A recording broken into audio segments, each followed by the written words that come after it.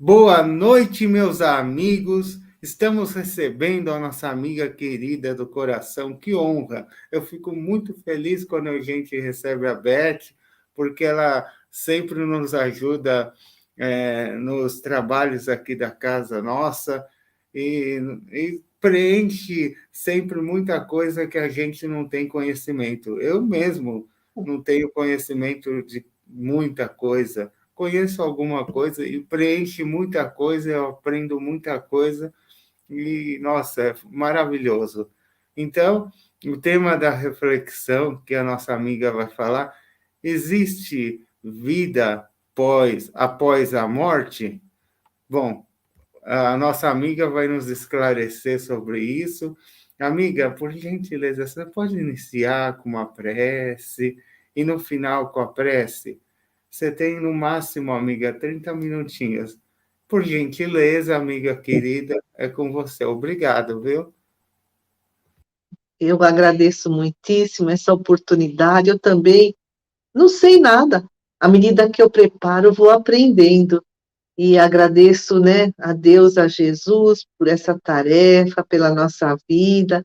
Pedimos aos mentores amigos que nos amparem nos estudos de hoje, que estejam conosco em cada momento de nossa existência, nos fortalecendo diante das dificuldades. Que assim seja. Então, a morte, né? A morte é cercada de tabus. Eu lembro quando eu era criança, então ó, já faz, né, muitas décadas, as pessoas perdiam algum ente querido e ficavam um ano de luto, só usando preto. Não podia ligar a televisão, não podia ouvir música, não podia ir em festas. Ainda hoje, tem muita gente que tem muito medo da morte. Por quê? Porque tem uma ideia vaga, né? O que que acontece depois da morte? Aí muitos entram em desespero ou fuga, né? Ou se desesperam, ai, né? Que medo terrível. Ou a fuga, ou seja, eu vou reprimir esse medo. Aí não fala sobre a morte, não pensa na morte. Nos países orientais, os povos são reencarnacionistas, né? A maioria. E para eles, a morte é uma coisa natural, é a continuidade da vida aqui terrena. Então, as pessoas que acreditam na reencarnação, na imortalidade do espírito, não se desesperam diante do acontecimento, né, da morte, ou pelo menos não se desesperam tanto, e chegam até a agradecer a oportunidade de terem tido essa reencarnação.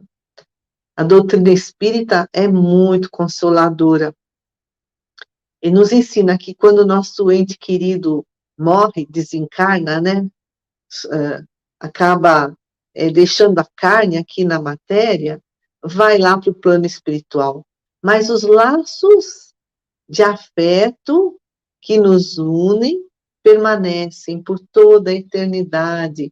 Então, essa separação, ele partiu e nós ficamos, é temporária, faz parte até do nosso aprendizado.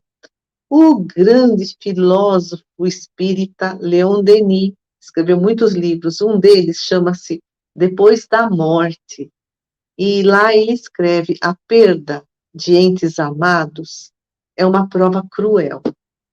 Essas partidas sucessivas, então a gente vê aí, né, esses 2 anos de pandemia, há pessoas que perderam um familiar atrás do outro, amigos. Então, diz o Leon Denis, essas perdas sucessivas são advertências solenes para arrancar-nos do nosso egoísmo, para mostrar a puerilidade, ou seja, a infantilidade, a imaturidade das nossas preocupações materiais, para mostrar que as nossas ambições terrenas muitas vezes são exageradas, desnecessárias, Então, as partidas sucessivas daqueles que amamos convidam-nos a nos preparar para essa grande viagem, porque, né, ninguém foge da morte, né? Um dia vai chegar o nosso dia também. E o Leon Denis explica que a perda de pais, perda, entre aspas, né, o ente querido que morre e vai para a pátria espiritual, a perda de filhos é muito dolorosa, mas a doutrina espírita nos ensina que as mortes prematuras, ou seja, a morte de crianças, de jovens, frequentemente é um bem para o espírito que parte. Isso, inclusive, está lá no Evangelho segundo o Espiritismo. Por que é um bem para a pessoa que está desencarnando? Porque, segundo ensinam os espíritos, essa pessoa fica livre dos perigos das seduções aqui da Terra. E o Leon Denis fala, essa vida tão curta, né? Essa vida de uma criança, de um jovem, para nós é algo assim inexplicável. Tinha uma razão de ser, por ser curta assim. Os nossos filhos são nos confiados por Deus, para que venham à Terra e completem a sua tarefa. Muitas vezes são tarefas inacabadas de encarnações anteriores, ou então eles vêm para a Terra para aperfeiçoar algo que está faltando no seu espírito, algum talento. O Leon fala, o Leon Denis, o curto tempo que nossos filhos passaram conosco nos ajudam a desenvolver o sentimento de paternidade, de maternidade, e esses sentimentos formam laços poderosos, que são eternos. E aí haverá os reencontros, ou no plano espiritual, ou nas próximas encarnações, porque nós temos uma existência milenar. Quantas encarnações já tivemos? Quantos pais já tivemos? Quantos filhos já tivemos nas muitas encarnações que vivemos? E ao longo de todas essas vidas na matéria, nós fomos construindo laços de afeto. Quantos laços de afeto nós temos? Isso é maravilhoso. Laços de afeto aqui na Terra, ou daqueles que estão na pátria espiritual. Imagina, com o tempo, nós vamos fazendo cada vez mais amigos, porque, né, nós estamos evoluindo, o amor vai crescendo, e estaremos volta e meia nos reencontrando, porque temos a eternidade pela frente, os laços de afeto nunca serão destruídos, Deus não separa aqueles que se amam. Essa separação é só uma breve separação, não é um adeus, né? É um tchau, até daqui a pouco, até mais. Então, a gente não perde o familiar, o amigo, né? Eles acabam se transformando em nossos amigos por toda a eternidade. Continuam ligados a nós pelo pensamento, pelo sentimento do amor. Leon Denis escreve, eles vivem e nos aguardam no retorno ao plano espiritual. E como é que, né, nós nos comunicamos com eles? Pelo pensamento, porque o pensamento é muito poderoso. Então, a gente fazendo preces, trazendo à lembrança os momentos felizes que vivemos juntos, ou durante os sonhos, muitos sonhos são encontros lá na espiritualidade, ou as mensagens mediúnicas, né, que eles nos trazem, ou então eles visitam o nosso lar, se tem a permissão, se estão bem, principalmente quando fazemos o evangelho no lar. O Chico Xavier, ele dizia, né, no caso da comunicação mediúnica, né, as mensagens que psicografadas ou faladas, que é a psicofonia, e o telefone toca de lá para cá. Por isso, não adianta a gente ficar pedindo com insistência, com desespero, para receber as mensagens deles, ou pela psicografia, que são mensagens escritas através de um médium, ou pela psicofonia, que é o médium trazendo a fala, né, do espírito desencarnado, porque tudo tem o seu momento certo. No programa Pinga Fogo, da TV Tupi, que foi ao ar na antiga Canal 4 de São Paulo, esse Pinga Fogo aconteceu em 1971, foi um sucesso enorme, e o Chico Xavier foi entrevistado. Uma mulher perguntou para ele, né? Ela chegou até Chico dizendo que ela tinha perdido o filho, fazia um ano, e ela lhe perguntava se as lágrimas dela o estavam prejudicando. Aí o Chico respondeu: quando nossas lágrimas nascem do reconhecimento a Deus, do reconhecimento de todos os benefícios que estamos sempre recebendo, quando refletem a nossa saudade, mas não aquela saudade desesperada, revoltada, né? Mas uma saudade tocada de esperança. Isso faz bem aos desencarnados. Mas se a gente se revolta contra os desígnios de Deus, aí a gente pode prejudicar o desencarnado, não só ele, mas também os outros encarnados que estão no nosso convívio. E o Chico Xavier psicografou romances, poemas, contos, crônicas, ensaios, apólogos, mensagens doutrinárias e cartas consoladoras dos que partiram, a maioria jovens, para os seus familiares. Então, essas cartas eram endereçadas aos pais, aos cônjuges que estavam isolados e iam procurar o Chico Xavier. Durante 2 décadas, de 1970 a 1990, Chico Xavier trabalhou nessa tarefa, a chamada fase consoladora.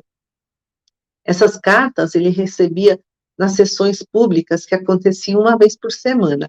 Primeiro, na comunidade espírita cristã. Depois, no Grupo Espírita da Prece, em Uberaba, Minas Gerais. E essas mensagens foram reunidas em mais de 100 livros. E tem 4 casos que foram recebidos entre 1970 e 1980, que chegaram a ir ao tribunal, chegaram a ter repercussão internacional. Por quê? Porque o morto, entre aspas, inocentava aquele que estava sendo acusado por tê-lo matado. O tribunal considerou essas cartas psicografadas pelo Chico Xavier como autênticas, que chegaram a inocentar esses que estavam sendo acusados de homicídio, né? Então eles escreviam, não foi ele, a arma caiu no chão e disparou, tinha chegado a minha hora, e os especialistas reconheceram a autenticidade da assinatura do desencarnado nessas cartas, né, nessas mensagens mediúnicas. Em 1974, a AME São Paulo, Associação Médico Espírita, fez um estudo criterioso, um estudo acadêmico, uma metodologia científica, comparou 45 cartas psicografadas pelo Chico Xavier com as informações dos familiares, né, que ficaram aqui na Terra. Eles estudaram, comparando, né, a carta e a descrição dos familiares, ou cartas que as pessoas tinham escrito quando ainda estavam encarnadas. Eles estudaram a linguagem, a gíria, as expressões da linguagem, né? E chegaram à conclusão, esses estudiosos da AME, que as cartas, essas 45 cartas, são autênticas, e elas foram reunidas no livro A Vida Triunfa, que foi publicado em 1992. Dá para baixar na internet, porque é de domínio público. Coloca lá, PDF, A Vida Triunfa. Esse livro traz muitas mensagens consoladoras, esclarecedoras. Um outro livro também é de domínio público, né? Dá para baixar gratuitamente pela internet. É o livro Ninguém Morre, psicografado pelo Chico Xavier. Então, vamos trazer desse livro 2 casos. O caso do Wander, que desencarnou num acidente de carro, e ele diz que durante, né, esse acidente, ele não viu nada, ele não sentiu nada, e ele acordou num hospital, no plano espiritual, e vieram recebê-lo os avós, os tios e um amigo que já havia desencarnado. E ele escreve aos familiares para que eles aprendessem o valor dos minutos, para que eles não desperdiçassem, como muitos fazem aqui na Terra, né, o tempo aqui na Terra, porque muitos não edificam nada de bom, escreve o Wander. Então, a gente vê que os desencarnados se preocupam, continuam se preocupando conosco, com os familiares que ficaram. O Chico Xavier escreve: eles são felizes ou infelizes, conforme a nossa situação aqui na Terra. Se a gente está bem, eles estarão tranquilos, serenos. Se a gente está perturbado, revoltado, isso também os incomoda. Emmanuel escreve, pelo Chico Xavier, eles não morreram, estão vivos, se afligem conosco quando nos afligimos, quando nos revoltamos, eles ficam preocupados quando nos afastamos de Deus, eles sabem o quanto dói a separação, eles lembram da despedida, lembram das últimas palavras que lhes falamos, e apesar de não os ouvirmos, eles não estão indiferentes à nossa dor, diz Emmanuel. Eles percebem a nossa dificuldade de readaptação à vida sem a presença deles. Quando podem, nos amparam, enxugam nossas lágrimas, nos consolam, nos dão coragem, inspiram boas ideias para que a gente se renove. Então, quando bater a saudade, façamos uma prece, levando-lhes o nosso carinho, a nossa esperança, para que eles sigam para planos mais altos, para que eles sigam felizes. E façamos uma prece de agradecimento pelo tempo que estivemos juntos. E Emmanuel também diz que assim que pudermos, e se pudermos, seria bom dar continuidade às tarefas que eles faziam na Terra e que, porventura, ficaram interrompidas por causa do desencarne, né? E aí eles estarão conosco, zelando por nós, agradecidos até, né? Alguns partiram, e aí eles nos inspiram, né? Trazem boas ideias, são espíritos evoluídos, que deixaram bons exemplos. Para outros, nós é que somos o incentivo de elevação, nós é que somos o exemplo, porque cada um está num determinado grau de evolução, esse grau evolutivo fica registrado no perispírito. Nós temos o nosso espírito, e temos o nosso perispírito, e temos o corpo físico. O perispírito é a ligação entre o espírito e o corpo físico. É um corpo muito sutil. Quando acontece o desencarne, o corpo fica.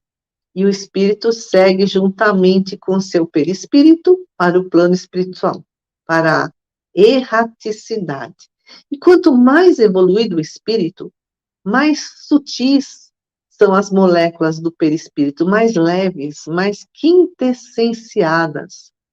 Aqui na Terra, né, tudo que existe, toda a matéria é formada de átomos que vão do hidrogênio, que tem peso atômico 1, ao urânio, que tem peso atômico 92. No laboratório, os cientistas já sintetizaram outras moléculas artificiais que vão além do urânio, além do 92. E o André Luiz explica, pela psicografia de Chico Xavier, que o perispírito é formado de moléculas aquém do hidrogênio, quer dizer, que vem antes do hidrogênio ou além do urânio.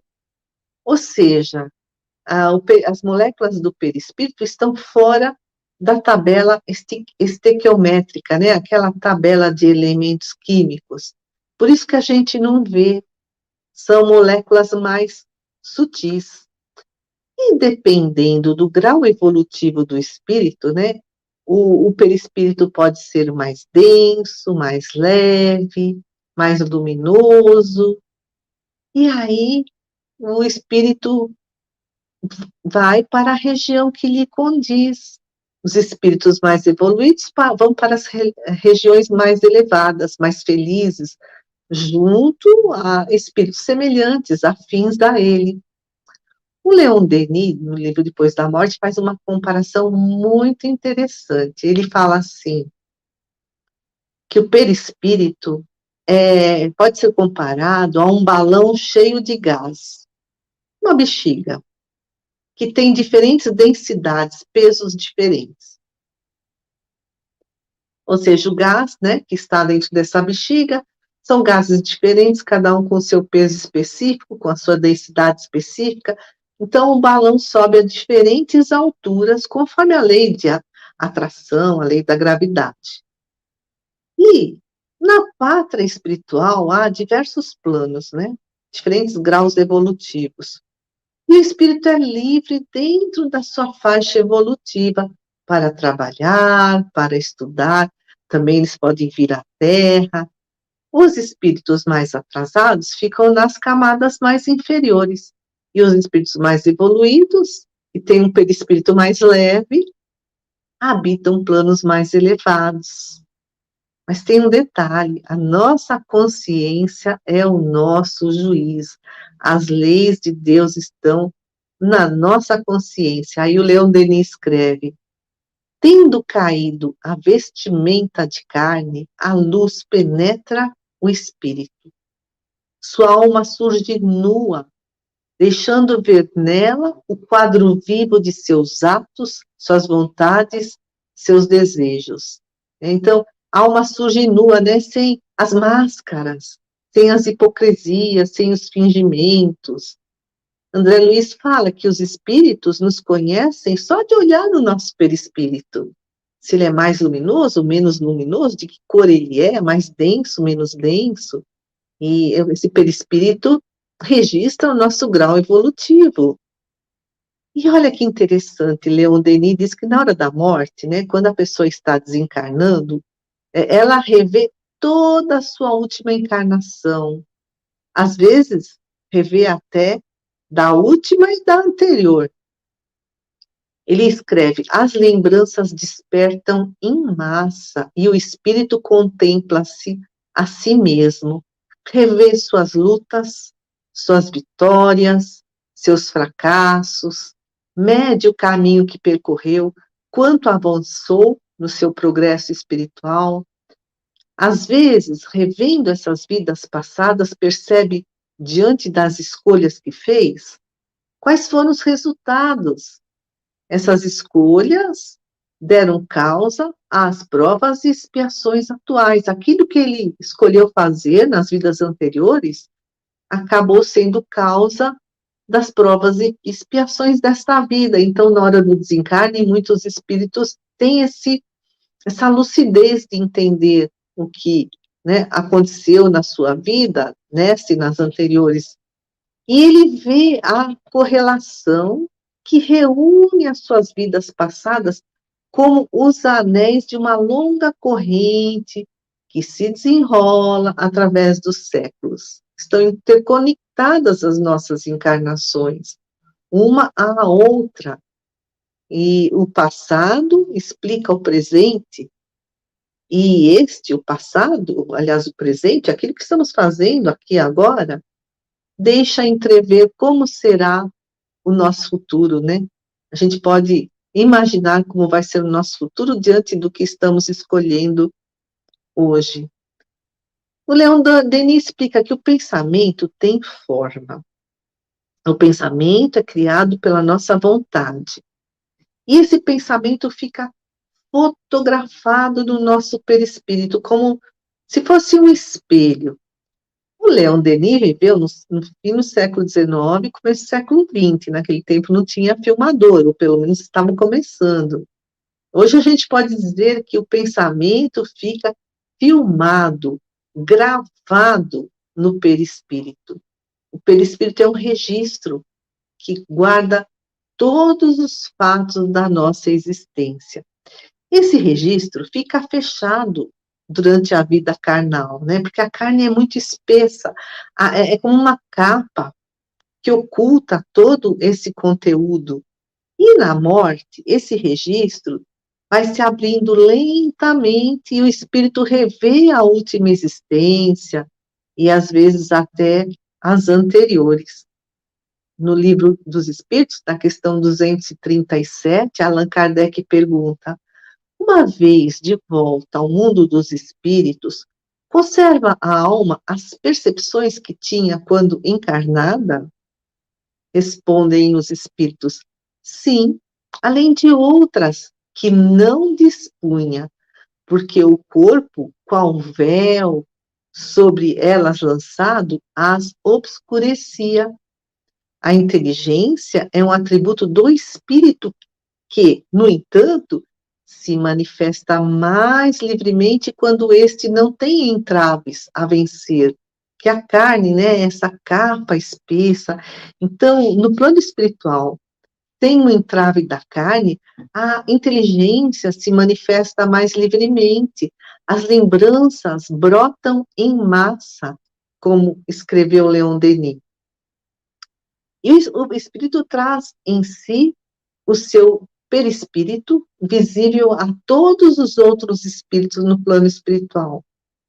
Ele mostra, né, pelo seu perispírito, o seu grau evolutivo. E Leon fala: quando te disponhas a buscar os entes queridos, domiciliados no mais além, não te detenhas na terra que lhes resguarda as últimas relíquias da experiência no plano material. Ou seja, não ficar lembrando dos momentos tristes. Contempla os céus e os mundos inumeráveis, que nos falam da união sem a Deus, e ouvirá a voz deles no próprio coração a dizer-te que não caminharam na direção da noite, mas sim ao encontro de um novo despertar. Então, aqui Leon Denis está nos orientando a não ficarmos presos ao passado, mas sermos gratos, né, por termos estado juntos, entendendo que eles merecem a liberdade de seguir a sua nova jornada. André Luiz, no livro Nosso Lar, psicografado pelo Chico Xavier, escreve uma estrofezinha assim muito interessante. Uma existência é um ato, um corpo é uma veste, um século é um dia, um serviço é uma experiência, um triunfo é uma aquisição, uma morte é sopro renovador. Doutrina espírita nos traz muito consolo, a esperança do reencontro, a certeza de que os laços afetivos são eternos. Ora estamos ambos no plano espiritual, ora estamos ambos encarnados, ou às vezes um está do lado de lá, o outro do lado de cá, ou vice-versa. Mas os laços afetivos nunca serão destruídos. Então, agradecendo ao Pai Maior, ao nosso grande mestre amigo, Jesus de Nazaré, aos nossos mentores, todo esse conhecimento que a doutrina espírita nos traz, todo esse consolo que nos enche de esperança, de coragem para seguir na luta diária e de muita perseverança para que construamos um perispírito cada vez mais luminoso. Senhor, abençoa-nos a todos que aqui estamos, nossos lares e nossos familiares. Que assim seja. Agradeço muitíssimo a atenção. Uma boa noite.